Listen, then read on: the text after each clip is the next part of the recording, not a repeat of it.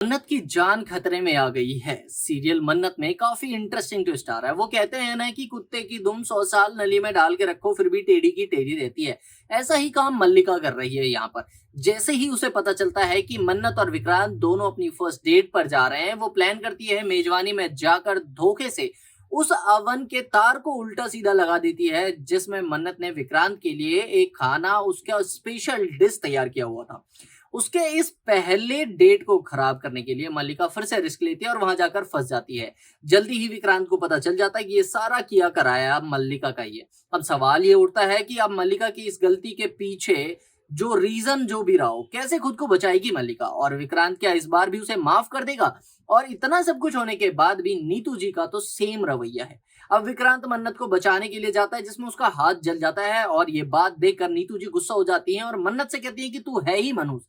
ये मनहूस कुड़ी मेरे घर के लिए खराब है, मेरे बेटे के लिए है ही नहीं। मैं अपने बेटे को इतना समझा रही हूँ कि इसकी वजह से एक दिन हमारा घर टूट जाएगा, लेकिन हमारा बेटा ही नहीं मान रहा। विक्रांत वहां पर फिर से एक बार रोकने की कोशिश करता है नीतू को, लेकिन इस बार बीच में श्रुति माँ आ जाती है। वो बताती है नीतू जी को कि अगर जरूरत पड़ेगी तो मन्नत इस घर के लिए अपनी जान भी दे सकती है।